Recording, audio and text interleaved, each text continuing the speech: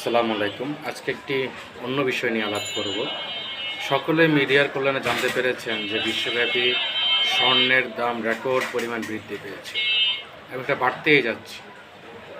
অন্য মারফতে জানতে পারলাম যে যাদের হাতে বিপুল পরিমাণ স্বর্ণ বা স্বর্ণ দ্রব্যাদি রয়েছে, বিপুল পরিমাণ না হোক যতটুকুই রয়েছে, স্বর্ণের মূল্য বৃদ্ধির জন্য সেগুলো বিক্রি করে দিচ্ছে।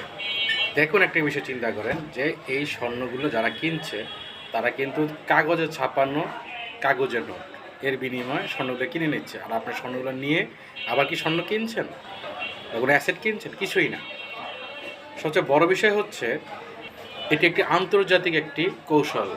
মানে বিভিন্ন যারা বহুজাতিক দেশগুলো রয়েছে, যারা বিশ্ব নিয়ে চিন্তা করে যে কখন হার্ডল হতে পারে বা বিশ্বের অবস্থান কোথাও নেমে যেতে পারে কিনা, মন্দা হতে পারে কিনা, তারা এই কৌশলটা কাজ